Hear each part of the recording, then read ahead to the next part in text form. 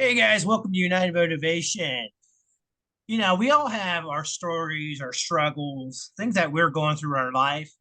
And Phyllis here, or Phoenix here, has a great story that she wants to tell you guys. So go ahead and just introduce yourself a little bit, get your background out there, and let everybody know what your story is. Okay, well, I'm Phoenix. I'm 54 officially since the other day. Um, I have mental disorders, health disorders, my whole life.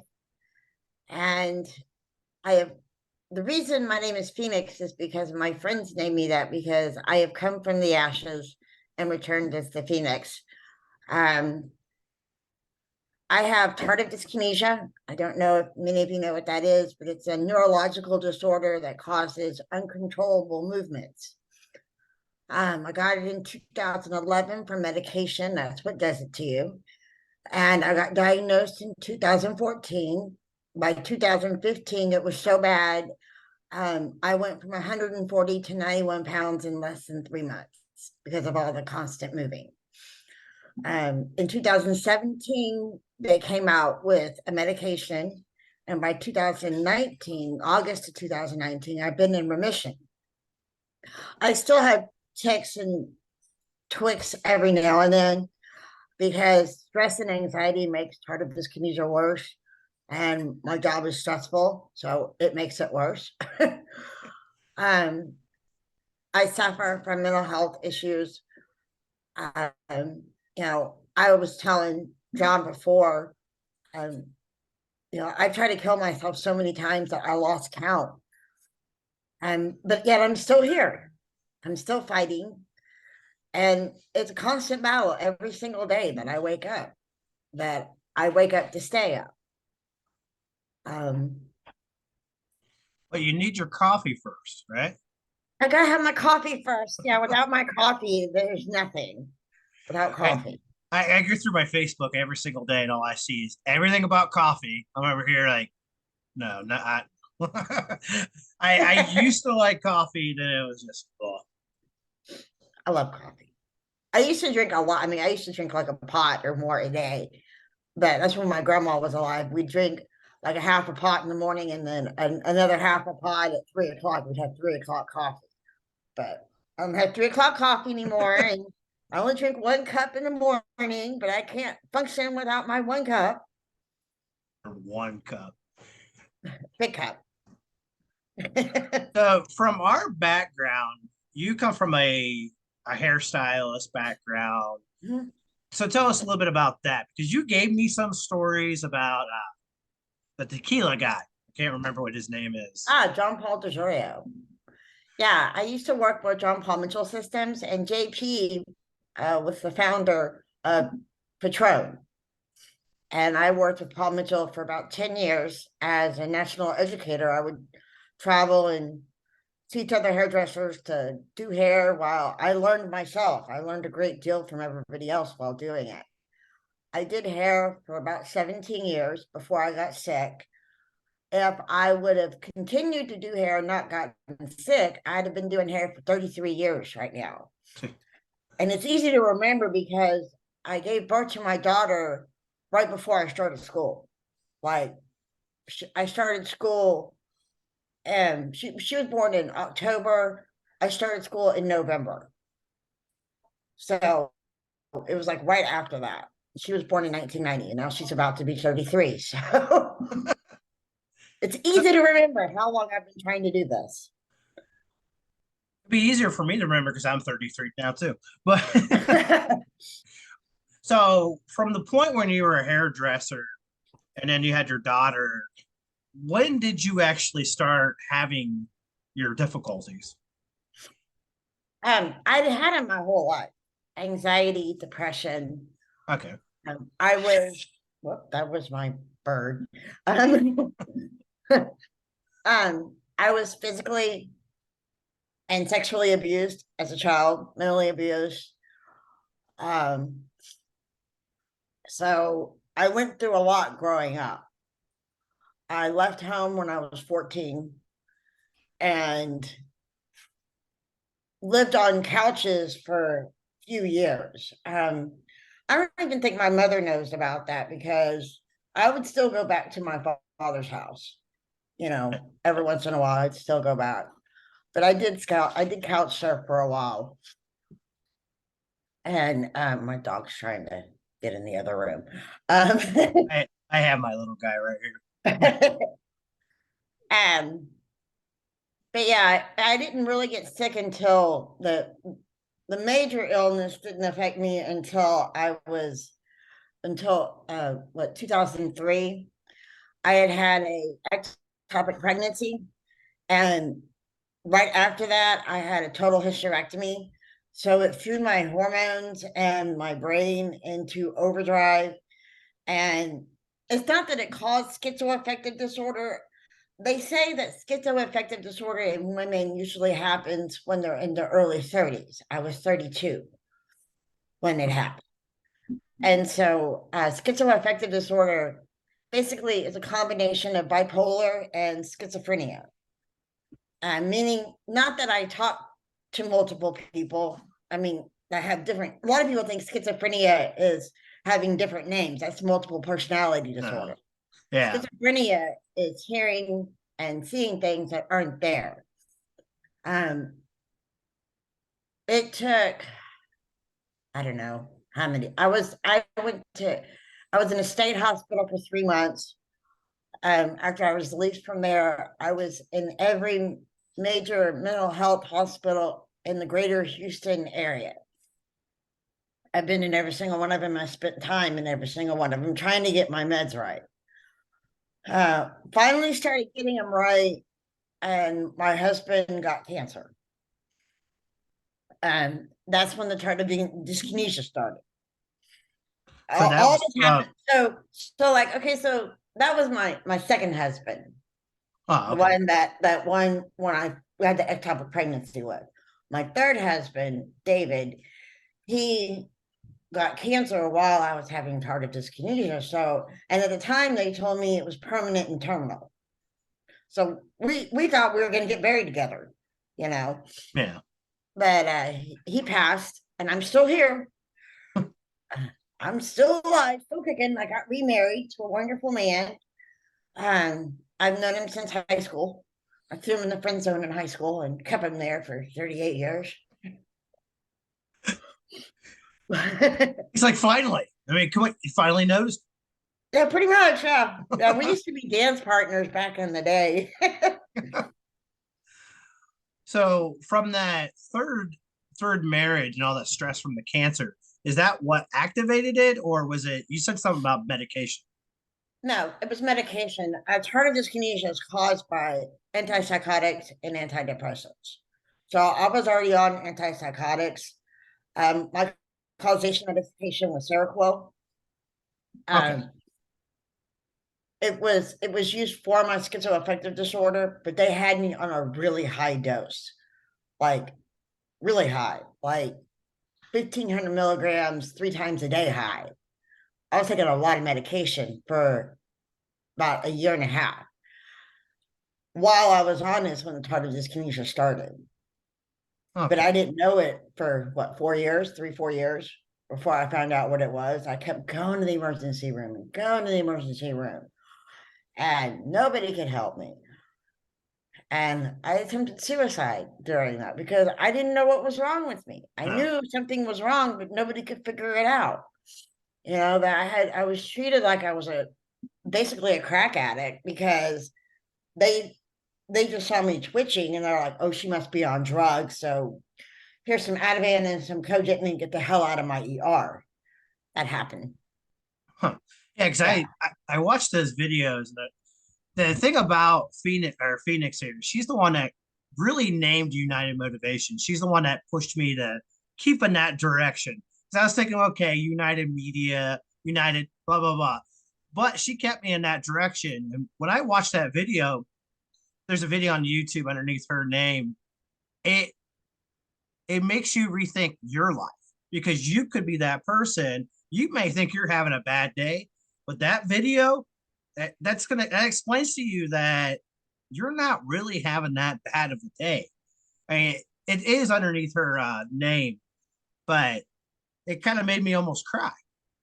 And somebody that has, I mean, I don't even know how I really met her, but she's changed a lot of the direction of where I'm going with a lot of my stuff. She's been my biggest cheerleader. That's why she's here. So I really, I really want to get a chance to actually first time ever talking to her. Actually, Yeah, live and in person. yeah. So I mean, I don't know. You guys gotta check out that video if you think you have a bad day. You had a bad day or a week. It's under my other name. It's Side Effects of Seroquel by Phyllis Hall. That's what it's under. That's how you find it. Okay. I Um, and it's yeah, on my guys, go ahead and YouTube, check that out. my YouTube channel. One of these days I'm going to change that YouTube channel to have a decent name because that's the only way I can know how to tell people how to find it. Is the Side Oh, Effects of Seroquel by Phyllis Hall. So I don't even know if my channel is called Phyllis. I don't even know what my channel is called. so I wanted to bring this up. There was a conversation between her and I. We were talking about the suicide prevention phone number because Phoenix has been talking a lot about suicide. Uh, you were talking about seeing a lot of reels about people uh, saying they would think they would be better off if they were dead or Yeah, stuff like that. recently, I've going through Facebook and Instagram and seeing people talking about suicide, how they would be better off dead. And I've been there. I understand it. And I've used that number. It's 988. It's a suicide hotline prevention number. You've got like 911. Now you've got 988. So it's easy to remember. So if even if you're just having some mental anxiety or some mental issues and you think you have no one to talk to, there is always somebody to talk to. There's always somebody to talk to. Oh That yeah. line is 24/7. And So again, it's 988. so on the other line, is it actual therapists or just people that are just there for It's people that are trained. It's not therapists. It's you? people Okay. that are trained for suicide prevention and Okay. mental health prevention. And they can also direct you to mental health people. So if you need a psychiatrist or you need to go to the hospital, they can direct you to what to do, or they'll help you get there. Now I've been taken to the hospital before after calling my low before 988 started. There's a local number here in town that I use and or was using before 988, and I've been picked up before, and they pick you up, and it's a mental health police officer, but you have to sit in the back of the police car. So it's kind of surreal. They take you to the hospital and then they evaluate you at the hospital, and then for your own protection they give you a 72-hour observation. After your 72-hour observation, they decide whether they want to put you in a mental institution or send you home. Basically, as long as you're not a threat to yourself or somebody else, you can go home. You were just having some anxiety or some major depression, and you felt like it was the only way out, and they have somebody that'll help discuss that with you, that it's not the only way out. There are options. So let's go back a little bit with all the mental issues in your childhood. Um, how did you get past those struggles? And I understand you went to the hospital, you Yeah, had medication, but for yourself personally, mentally, did you fight those battles through some other form other than just I the did. medication? Well, after I started on my medications, every day I have my quiet time. So whether it's meditation with videos on YouTube or my music is key to me. I'll just put my headphones on and zone out to my music because that's what gets me through a Yeah, lot. And I like all kinds of music. I like everything. So country western. I don't know. I like Johnny Cash. Yeah, he's cool, but yeah. not real fan country. Um, but I listen to everything. Right now, my gig is on Sirius XM, the Turbo channel, which is 90s and 2000s industrial rock, I guess, like Rob Zombie and Yeah, Limp Bizkit and that's where Disturbed. that's where you and I could relate. Well, Exactly. I mean, I grew up during this time, so I was introduced to all that rock music from my dad. My mom hated it, but my dad loved it. So Now my parents listened to Elvis and Christian music. yeah, my I work with a lady that her parents were a lot like that. But so the big thing with this is what type of motivational thing would you want to give out from teenagers, children, adults, people your age? What would you want to tell them when it comes down to just their mental state? Two things. There is always hope, and you are never alone. And I think that's two of the biggest issues even I went through, is that you feel like you're all alone in the world and that nobody understands you. Yeah. And that's why you want to in your life, because you feel everybody would be better off without you. And you're not alone. There's so many of us on this, there's billions of people on this planet. And there's at least one other person that's going through the exact same thing you're going through, you know? And a lot of times you can get that information through the 988 number or watching the meditation videos and just learning breathing techniques and calming down. You know, you don't tell somebody with anxiety and depression to get over it, because you don't just get over it. No. And suicide is not a cop out, it's a disease, just like mental health. A lot of people think that it's selfish, and I'm not going to say that it's selfish. I don't think that it is. I think it goes beyond that. I think it's somebody that really wants help but doesn't know how to ask for it and thinks Yep. that that's the only way out. And what I've done with myself is I do meditation and I listen to music and I try to reform my brain to thinking more positively, you Mhm. know, and it's not easy. It's not always easy thinking positive. It's a daily struggle. It is. It's a daily It struggle is. to, be positive all the time, because we're human. We're going to have down days. And I think a lot of it is just knowing that it's okay to have those down days. It's okay to cry. Crying is awesome. The more you cry, the better it is, because you're getting all that emotion out. And you makes yourself feel so much better afterwards. Just let it go. And that's what I think a lot of us have to do, is just let it go and focus on the bigger image. And the bigger image is not necessarily, yes, it can be a goal, it could be anything. It's great to have goals. Goals are sometimes hard to come by because you don't know what you want to do. I've been there too, where I was like, I don't have any goals because I don't know what I want to do with my life. And I've said that as being in my 50s. I said it in my teen years. I said it in my 20s. I said it didn't really say it in my 30s. I was okay in my 30s, but I was kind of crazy then. So, and I I can think say crazy because I am. I think the hair tells the story. I love my hair. I like it too. That was during your music video, right? Yeah, the music video, the hunger. Find them on YouTube. Free Free promotion.